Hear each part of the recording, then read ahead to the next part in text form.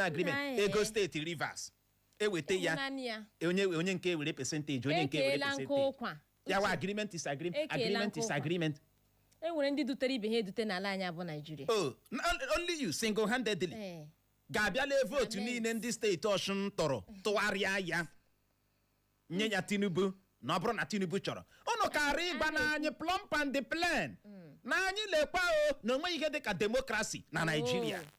Mana anyị na-achịkwa ọchịchị demokrasi maka na ihe ọ pụtara bụ na ndị a na-achị achị enweghịzi ikike. Anyị alọghachiela na Facebook nye ndị chọrọ ịga gakiriwe anyị ebe ahụ ma zibatara anyị ozi ike agwụla. Ọchịchị etiti nke steeti na nke kansụl ime obodo federal steeti and the local government bụkwanụ nke ọha ji egbe ma bụ otu n'ime ya ekeriala ego dịtarị naira 3 trilion naira maka ọnwa Julaị gara aga. Ị gakwa na kansụl ime obodo enwekwa ihe arụga enwekwa ihe emeghị mana location na ala na-ekere ya ama m nwere ihe nọrọ n'ụtụtụ a 4 years na ha akọrọ federal soketa steeti soketa kansụl ime obodo somegene keta n'ihi ya iburu onye isi oche kansụl ime obodo a ga-ajụ gị ajụjụ onwe ya ebe ịgba aga a ga-ajụrịrị gị gịnị ajụjụ maka isoketa ego a na-ekwupụ ekwuchi ike na unu ketega ego eketega kekwa n'ebe ego alaga a ga-ajụrịrị gị gịnị ma ọ masịrị gị ị ga-asarịrị ajụjụ a ị ga-emecha kọọ ebe ego kansụl ime obodo gị na-aga ọ na-alọ yọm ị ga-emecha pụta kọwara ndị Naijiria ebe ọ gara na-aghọta ebe anyị na-aga ka ọ dịla anyị la akpụkpọ akụkọ Anamsa Express gezie ntị Ajelu esonyere na otu pati APC dị ka ọ nọchara afọ 20 n'otu pati PDP. Mgbagharị a na-agbagharị ịkwụsị onye isi oche kansụl ime obodo Ọsụ ọrụ onye ndị otu pati APC bụ Aka Olisa akpadola nke a gba ụzọ dị mma si ya tinye nke a n'ọrụ. Nwa amadi ji ọkọlọtọ otu pati African Democratic Congress bụ ADC azọkwa ịnọchite anya mpaghara Owerri n'ụlọ nnọchite anya ala anyị bụ Oke Amadi edegarala ndị Owerri akpụkpọ chetara ha ịgba ndị o tiri n'ọrụ n'oge gara aga. A na-eji ihe o chere ihe ochie echeta gịnị ihe ọhụrụ. Tụnyere m mere m nke gịnị ka o mere gịnị n'etiti maazụ a sị nwa amadi a degarala ha akpụkpọ unu ga-aga n'ego n'akwụkwọ o dere mara n'ihe ọ kọwara ebe ahụ mara ka unu ga-esi eme gịnị atụara ya vootu.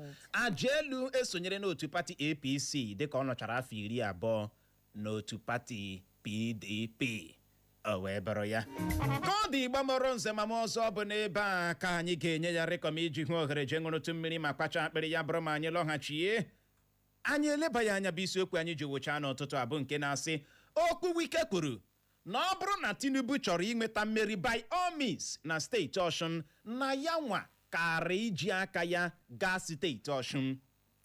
Anyị wee na-ajụ gị kedu ihe Wike na-achọ ịkọwara anyị? Wike ọ na-achọ ịkọwara anyị nwa na Tinubu chọọ inweta mmeri na steeti Osun na yanwa ga-eji aka ya gbanwee vootu niile ndị steeti Osun tọrọ ma mee ka otu pati APC nweta mmeri. Okwu a Wike kwuru o ziri ezi ya bụrụ na ị nwere ọsịsa soro ibe gị zibatara anyị ozi na WhatsApp anyị nakwa na Facebook anyị maka na anyị alọghachila na Facebook. Anyị lọghachie ya bụ ụdara anyị tanyere eze anyị arazie ya ka ọ dị dadarara nọrọkwa ebe ahụ agagharịkwala agagharị. Echo FM. Don't touch that dial. We are the fresh news people. Echo FM 100.7.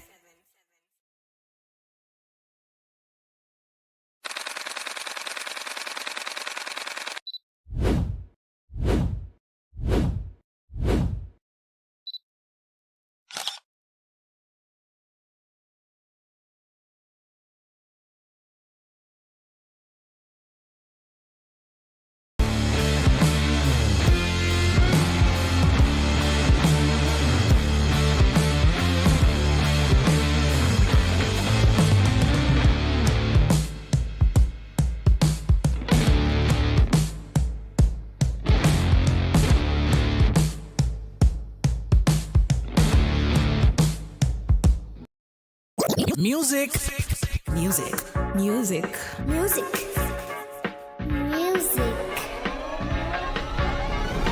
Music just the way you like it. The way you like it. We are Echo FM 100.7.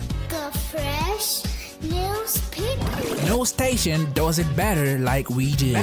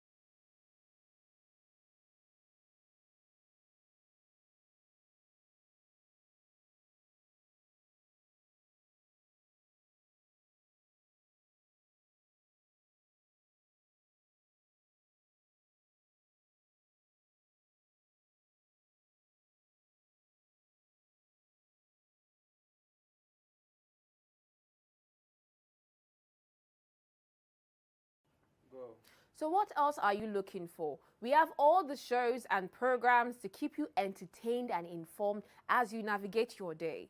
Keep your radio dial locked on Echo FM 100.7. Don't touch your radio dial.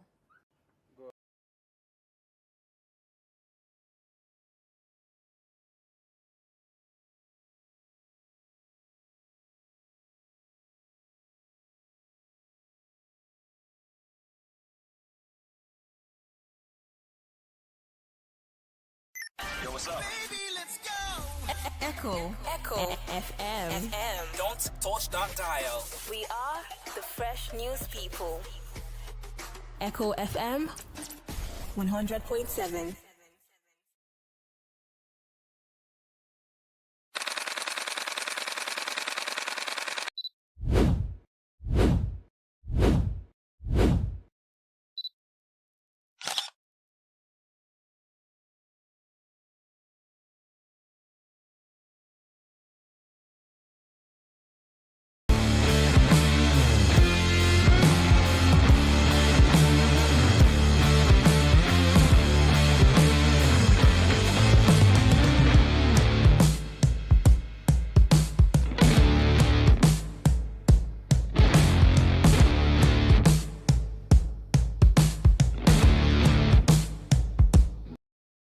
Music. Music. Music. Music. Music.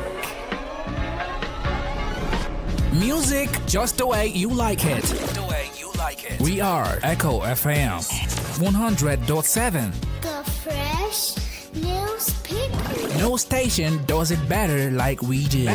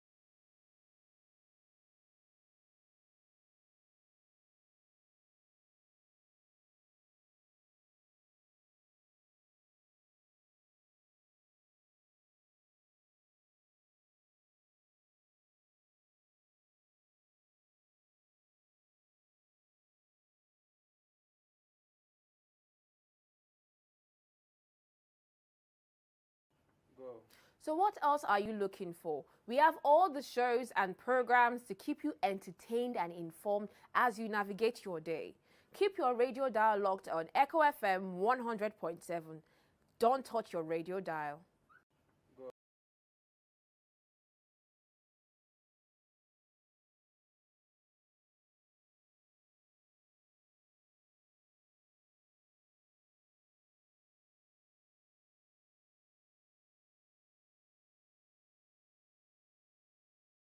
Yo, what's up? Baby, let's go. Echo FM. Don't touch that dial. We are the fresh news people. Echo FM 100.7.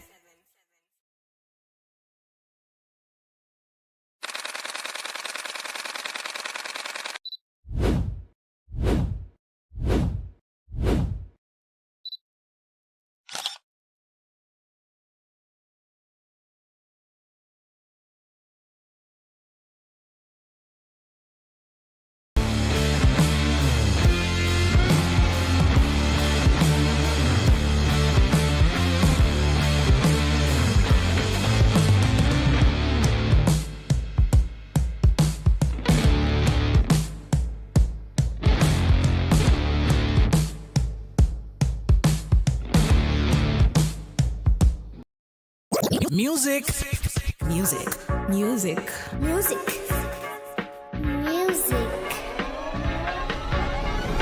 Music just the way you like it. We are Echo FM 100.7. The fresh news people. No station does it better like we do.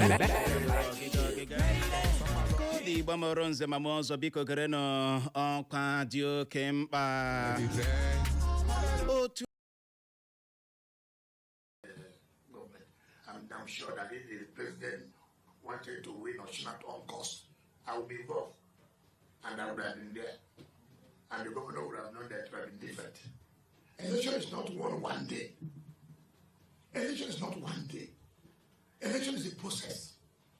You can't just get up in the morning to go and win the election. President is a politician now. So people should not, when they say effort of federal government, what do you see to show that federal government is seriously interested to win this? If colleagues, governors, as of a party, think that by going there, will have a form of influence, it is to the people. I didn't see anything that anybody would tell the federal government did. Do you know what you're talking about? If federal government can influence, do you not see 2019 influence in the River State election? Where you saw federal might, where the military was fully involved, where women came out naked, carrying their breasts, showing the soldiers, look at our breasts, you won't do anything here today. That's what they say. When you see might, military might, federal might, where you see where military base was turned to collection center, then when they talk about federal might, come on, when they say people like that, there is party no contest. If you were trying to support Adeleke, why did you feed the candidate? Their candidate have lost. You are not saying, oh, thank God, Accord Party won. Are you a member of Accord Party? If you are talking about coalition, you would have done the coalition before then. You would have come to say, look, everybody in this party stepped down. We want Accord to win this election. Then you would have made sense. Then after the election, you say, oh, we won. Look, they won. What did everyone say? He said, President, I thank you for allowing a free and fair election. And for that purpose, I want to reiterate my commitment I made to you. I will still support you for a second term. So they are taking that, having said, oh, Adeleke, you have won. They are looking. I don't know the effort made by federal government, but I do know that parties in the election. onye kwuru Wike O si masị ya mana Igbo mụrụ m ji atụ ilu si onye a na-elele elele ekwesịghị ite ntụ akpọ gị odogbo buru odogbo akpọ gị nwoke buru nwoke maka na amụọ nwoke ya bụrụ nwoke ya bụrụ na ị ga-echeta ọkwa na nso nso a ka otu onye nkụzi Islam pụtara kwuo kwuru rukwa ugbu a eji ole nne gị kọkọrọrọ m ọ bụghị na o kwuru ya rikpuo o kwuru ya pụta ha akwa ọzọ kwuo na ọ naghị erigreti ma otu ihe mere o ji kwuo okwu nkewa agba ya nkịtị na ghọta ka ọ dị Wike n'aka nke ya ma apụtala na-achọ ịkọwara anyị indirectly na anaghị editamini leaders site na vootu anyị maka na aghọtaghị m ihe mere otu onye ga-eji pụta na ọ bụrụ na yanwa gara steeti Osun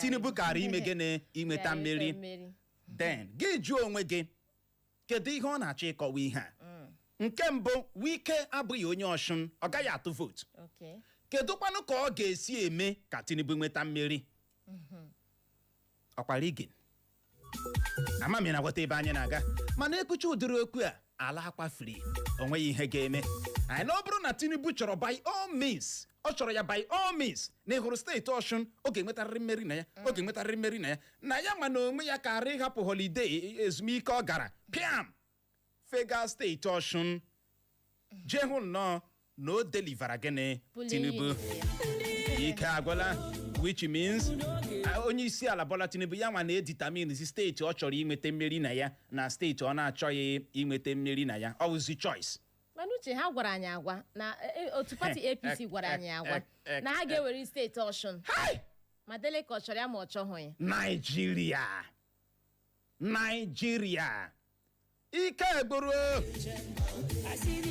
igwuru okwu a Wike kwuru n'ihe eji eziokwu eme okwu a kwesịrị ka ha pụta bịa nnọọ gbariere anyị ya kọwara anyị ya n'ụzọ oge edo ndị Naijiria anya maka na okwu a dara somehow na ntị ọ dị ego mana onye ga-ekwe ọ na-asị anyị na-eme demokrasi ka nnukwa anyị wee na-ajụ gị kedu ihe Wike na-achọ ịkọwara anyị Wike ọ na-achọ ịkọwara anyị na Tinubu chi inweta mmeri na steeti Osun na yanwa na-abụghị onye steeti Osun ga-eji aka ya gbanwee vootu niile ndị steeti Osun sepụtara n'igwe bịa tụọ ma mee ka otu pati APC nweta mmeri okwu a Wike kwuru ọ dabara adaba kpakara ekwentị nwaanyị ọma 0911 20,022 0911 20,022 maọbụkwa 0707 454 1014 0707 454 1014 ma ọ bụ gị zibatara anyị ozi na WhatsApp anyị ma ọ bụkwanụ na Facebook anyị alọghachila na Facebook n'ụtụtụ a n'ihi ya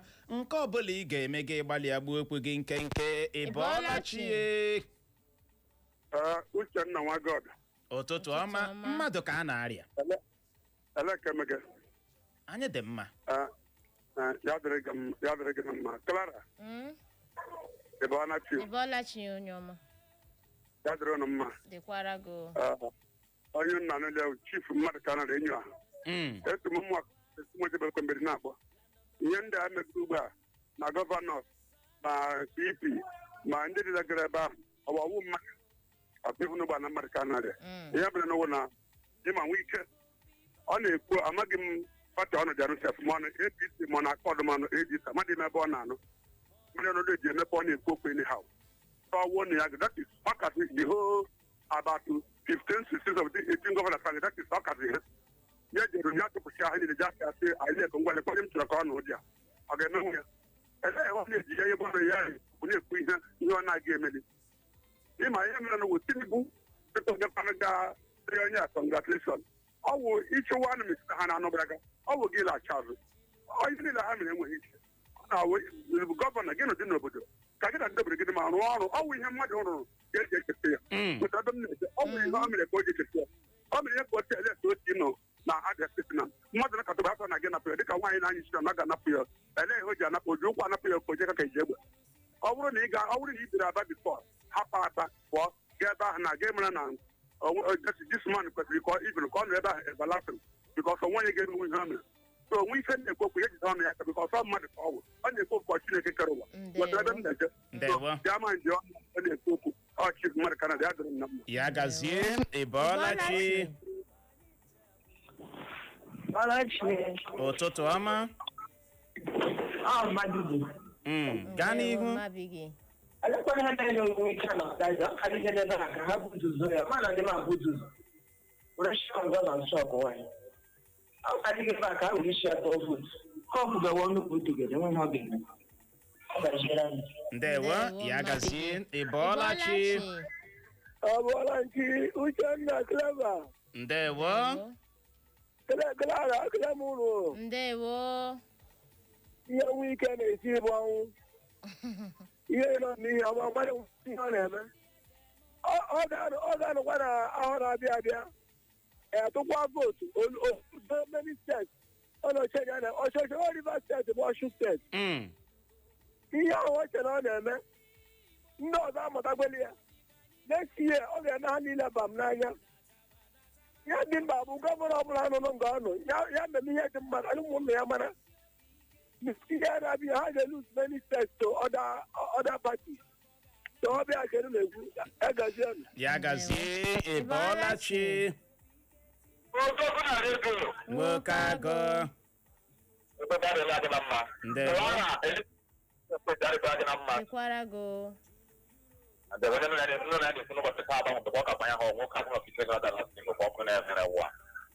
Anyị so na-amaghị ọnụ n'ọtụtụ ahụ onye ahụ n'ofe emeshọnụ ofe ahụ adịghị emeshọnụ na Naịjirịa ofe ahụ ga-atọ ụka ịgbado eziokwu a wetara na Naịjirịa na ọ nwere ndị bekwu ọbụ mkpọrọ nwụ na Naịjirịa enweghị ha emebeghị ebere ndị mere ịgbada ahụ tụpata egbuchapụ aka kpara nwụ ihe m na-arịọ Chineke nke dị n'eluigwe nwụ otu ahụ ji mee ndị ọsọ ha nwe ndị nwe Naịjirịa arrest emeelekwa steeti Ọchịchị onye nwere ihe nwere ihe ya akwụmaka ọzọ meghere ịzụ onye ọbụla anya alekwa onye mere na ama na-efe ka presidensha na ihe jigba ha mee arrest ebe arrest ka onye nwee mmeri onye mmeri ya nwunye mmeri Ndewo ya gazie. Christiana Osu zibatara anyị ozi na Facebook anyị. Ọsụ Uchenna na Wike ọwe big disgrace na anyị nwere Chineke buru ibu. Ọsụ Chineke gọzie anyị abụọ. Ndewo anyị ahụ na nke gị Comrade Ompadek Chidozie nwe osisi ụmụ ọkanne dị na kansụl ime obodo ha ji ebe ma nke steeti Imo zibata ozi gị ọsọ ụtụtụ ọma Uche na Clara na n'ihe eji eziokwu eme na onye minista isi obodo anyị bụ Abuja ọ na-akparị ndị Naịjirịa na ya kpachapụ anya ka ọ hapụ ịkpapụ ndị Naịjirịa iwe. Ọ dị egwu. Anyị ahụ na nke gị n'ụtụtụ a Charles Christopher ọsọ ụtụtụ ọma na ndị nke m Uchenna na Clara nwaanyị ọma na kedu ka anyị mere anyị dị mma. Ọ sị anyị gezie ntị n'ịhụrụ Naịjirịa ọ bụ obodo dara ada ka ọ bụ ebe onye ọbụla na-eme enete ya wụrụ obodo mepere emepe. Wike ga-anọ n'ụlọ mkpọrọ ugbu a na ọ na-achọ ịkọwara anyị na ya nwawo nsogbu kacha nsogbu anyị nwere n'obodo a. Anyị ahụ na nke gị Prince Chibueze Ifeanyị Chukwu ọsọ ụtụtụ ọma na Wike bụ nnọọ onye nọ na mgbagwoju anya na-achọ ihe ọ ga-eji enye mkpesa here and there. Nke a bụ ka uchere obi gị. Anyị ahụ na nke gị n'ụtụtụ a Injinia Frank Uju Ebelebe isi ama Hausa dị na Douglas zibata ozi gị ọsọ ụtụtụ ọma di na nwunye kachasị di na nwunye ndị ọzọ mma na steeti Imo na Wike na-eme ka ihe na-ara onye isi ala Bola Tinubu ahụ na-adị arahụ ọrụ onye isi ala Bola Tinubu taa atọ Wike kpatara ya na onye isi ala ọmakwa na o kwuru dịrị okwu dị otu a n'ichere na Wike na-emezi karịa ihe a tụrụ anya n'aka ya na Wike ya zukwa n'ike ya gaziere gị Comrade Joseph Onyedikachi anya mele ọsọ ụtụtụ ọma Uche na Clara na Wike na-achọ ka ọ ma na-ejie mmeri emeriri ha wee bụrụ ya ike agwụla. Ịbọọlachi nke a kụchapụla gbalị akpọghachie ọ n'ebe ahụ ikuku ejidela onye nke a mmadụ nọkwado ya. Ụtụtụ ọma. Ndewo. Ụmụnna abụ onye Mugoma. Kedu aha gị? Aha m ụmụnna. Gbaga n'ihu ịnụ. Ndewo. Aga m achọ ime ndị Naịjirịa advaịs mostly ihe gbasara redio broadcasting m mee ya ka o nwee balance ka ọ hapụ ewu garị ka azụrụ nwa azụ. So one-sided. Try to balance information. Yes. Rotu aka ka ị chọrọ ka isi balance okwu ahụ Wike kwuru. Wike kwuru always a personal decision. Wike always person. Like yourself, you make your own. Cherekene ịmakwa na Wike bụ otu onye a na-elele n'obodo anyị abụ Naijiria. O kwuru opinion ya na ụdị ole otu eweli iwe owe ihe i kwuru ugbu a n'ụzọ nwere ike ibu ya gị nwa n'onwe gị. Ihe i kwuru ugbu a news ọ ga-ebu ihe i kwuru ugbu a. Eweli iwe. Agụtaghị m news ahụhụ m broadcast adịte achọrọ m shinu mee enwekọ balance reporting than concentrate. Balance ọwụ ihe Wike kwuru ka anyị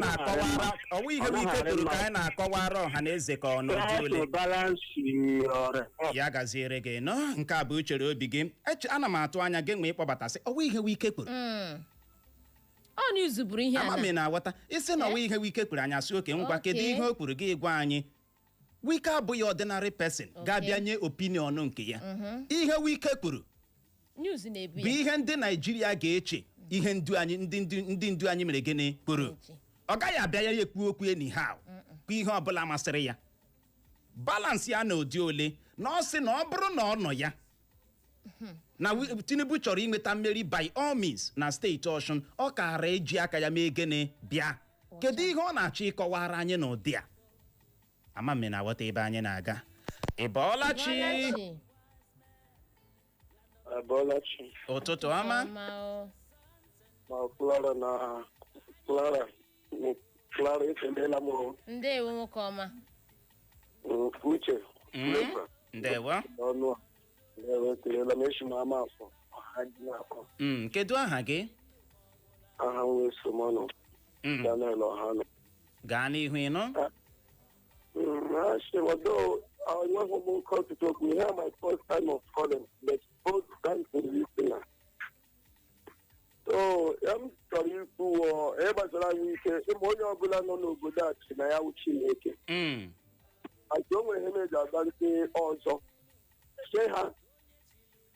Nde when and that you have to more to investigate the vote. Say me na kene, but you have to chat. I won't chineke. Chineke ga-emekwa ihe o ji bụrụ chi dịka vootu emere n'Ọsun steeti. O nwere mgba APC na ha ji niile ọba ha tinwanyị aha ji niile ya ọwụ ha nwere achị onye mere ya akụgbuo eme onye mere akụgbuo. So ma ya wụrụ ọhụụ ka ọha m n'ọnụ echiche mmadụ awụwe echiche onye oke ihe na-achọkwa ịkọwa bụ na Wike kwuchi ihe a Chineke ga-atụgharị ya. O nwere ike Chineke ga-esi n'elu tụgharịa ya. Chineke nwere chechi abụọ nwere ike ọ ga-ahụ echi. Oribeghị na nke ahụ mana ya gaziere gị gaa n'ihu nwaanyị ọma na WhatsApp anyị. Ozi nke si n'aka Tony onye bulamsi ụmụgoma ọsụtụtụ ọmụche na Clara na Wike na-achọ ịkọwara anyị na ọtụtụ mgbe eshia n'ọwụ rigi ka ha megaje wala na ihu n'afọ 2027 na ọ ga-adịkwa ka o si adị o. Ndewo na nke a si n'aka ndị aha ya na nke a si n'aka uche ode aha ya Chinwendo ọsụtụtụ ọma bọbọ nkịtị na Clara na Wike na-achọ ịgwa anyị na-enwere ihe dịka agreement nkwekọrịta na iji gwakwanụ gị ka ewe eziokwu na ala anya bụ Naijiria na nrụrụ aka jupụtara na ya na ọ na-ekpekwa n'ekpe na Chineke azọpụta anyị n'afọ 2027 na-abịa abịa. O wee bụrụ ya anya onye kpọbatara n'ikpeazụ nwere okwu bịara rụtụ aka na ha kpuchie ya Chineke agaghị ekwe ọ na-anyị n'aka oke anaghị eri ihe onye mere gịnị mụ anya ịgba nkịtị ọ ga-eme. Ama m na-aghọta ebe anyị na-aga. Chineke agaghị ekwe ọ nọ mụ na gị n'aka ịrụcha nke gị haziere Chineke nke mere gịnị nke fọrọ wee bụrụ ya. Ịbọọla chie nke a kụchapụla ọ n'ebe ahụ Uche nwa God onye eze ya gazie. ụtụtụ ọma ụbọchị taa mara ụnụ mma n'aha Jizọs. Amen. Uche Nwagọdụ. Alaikiri m, ọ masịrị m otu unu si ewepụta okwu. Okwu unu wepụtara ugbu a, ihe i kwuru ihe Wike kwuru. Ihe pepa adịrị. Ọwụ gị kwuru ihe. And nwekwere onye kwuke na one-sided. Ama m ebe one-sided. Onye si o ekpula nke ya kwuo nke gị nwa kwuo nke gị nwe nọ. Ihe mere na-ewe na otu unu si wepụta okwu mma.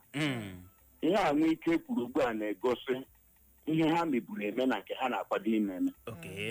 Ọ bụrụ na anyị cheruo echiche ala, anyị ga-ama mpụtara okwu ahụ okwu. Ya bụ ihe bekee kpọrọ mini. Mpụtara ya ugbu a wụ na ndị emere eme na ha pụrụ lekwa otu ọ ga-adị ndị otu akosite. Mana otu ihe na-agba Wike awụ Chukwu. Ọ bụrụ na ya kwuchaa ya onye ezi omume pụrụ ime ihe niile sị ka ụlọ na ọ gaghị eme otu ahụ. Echiche Wike a ga-emezu na Naịjirịa. Chineke ga-eme.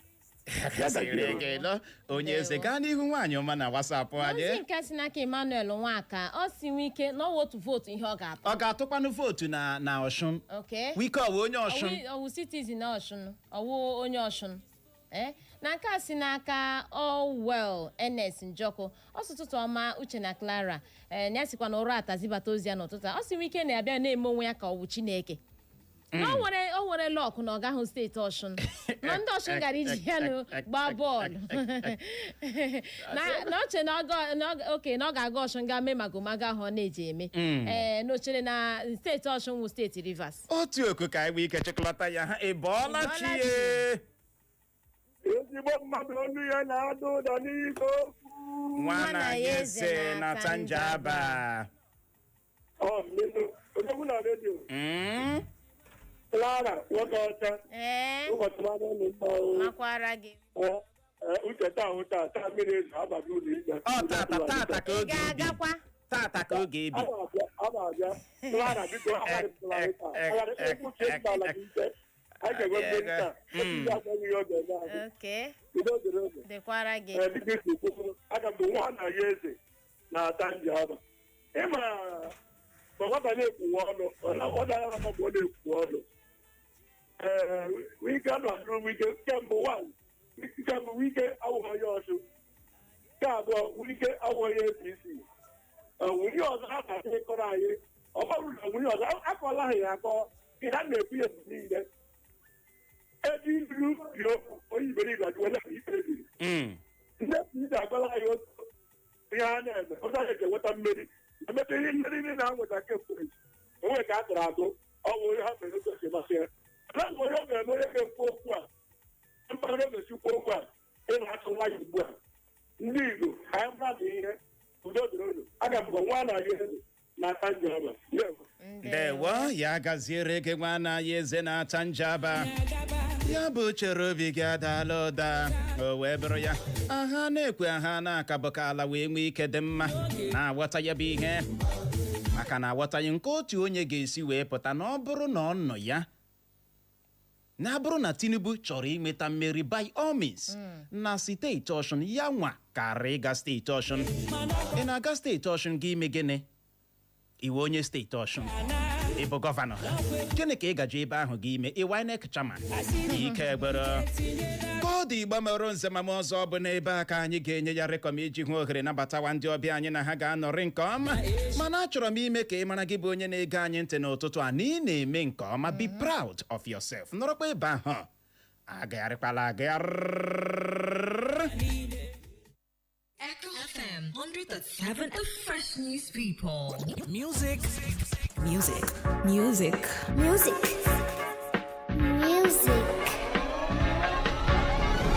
Music just the way you like it. We are Echo FM 100.7. The fresh news people. No station does it better like we do.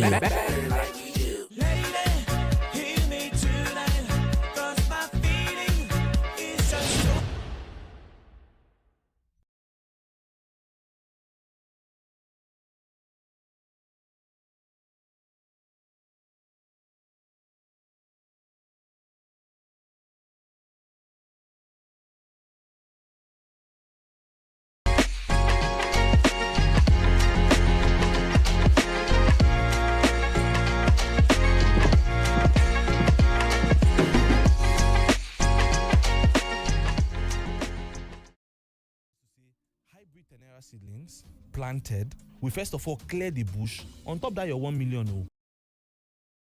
Help us to win election. There's nothing wrong in that. But federal government are part of the federal government. I'm sure that if the president wanted to win Osun at all costs, I would be involved. And I would have been there. And the governor would have known that it would have been different. Election is not one day.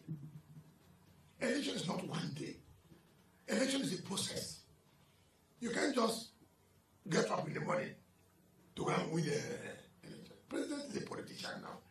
So people should not, when they say effort of federal government, what do you see to show that federal government is seriously interested to win this?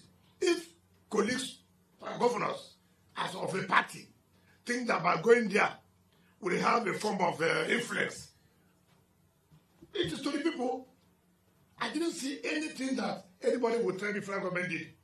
Do you know what you're talking about? If federal government carry influence, do you not see 2019 influence in the River State election?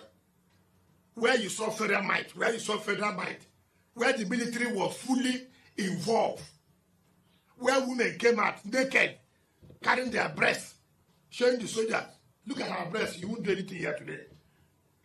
That's what they say. When you see might, military might, federal might, where you see where military base was turned to collation center, then when they talk about federal might, come on, when they say people like that, there is party no contest. If you were trying to support Adeleke, why did you feed the candidate? Their candidate had lost. He are now saying, oh, we thank God the Accord Party won. Are you a member of Accord Party? If you are talking about coalition, you would have done the coalition before then. You would have come to say, look, everybody in this party stepped down. We want Accord to win this election. Then you would have made sense. Then after the election, you say, oh, we won. Look, they won. What did everybody say? He said, President, I thank you for allowing a free and fair election. And for that purpose, I want to reiterate my commitment I made to you. I will still support you for a second term. So they are taking that, having said, oh, Adeleke, you have won. They are looking. I don't know the effort made by federal government. But I do know that parties in the election will make efforts to win election. There's nothing wrong in that. But federal government are part of the federal government. I'm sure that if the president wanted to win Osun at all costs, I would be involved. And I would have been there. And the governor would have known that it would have been different. Election is not one day. Election is not one day. Election is a process. You can't just get up in the morning to go and win the election. President is a politician now. So people should not, when they say effort of federal government, what do you see to show that federal government is seriously interested to win this? If colleagues, governors, as of a party, think that by going there, will have a form of influence, it is to the people. I didn't see anything that anybody would tell the federal government did. Do you know what you're talking about? If federal government carry influence, do you not see 2019 influence in the River State election? Where you saw federal might, where the military was fully involved, where women came out naked, carrying their breasts, showing the soldiers, look at our breasts, you won't do anything here today. That's what they say. When you see might, military might, federal might, where you see where military base was turned to collation center, then when they talk about federal might, come on, when they say people like that, there is party no contest. If you were trying to support Adeleke, why did you feed the candidate? Their candidate had lost. He are now saying, oh, we thank God the Accord Party won. Are you a member of Accord Party? If you are talking about coalition, you would have done the coalition before then.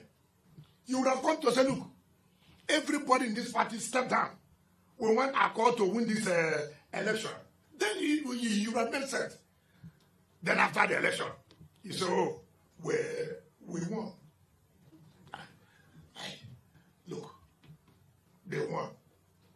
what did Governor say? He said, President, I thank you for allowing a free and fair election. And for that purpose, I want to reiterate my commitment I made to you. I will still support you for a second thing. So they are thinking that, having said, oh, Adeleke, you have won. They are looking. I don't know the effort made by federal government. But I do know that parties in the election will make efforts to win election. There's nothing wrong in that. But federal government are part of the federal government. And I'm sure that if the president wanted to win Osun at all costs,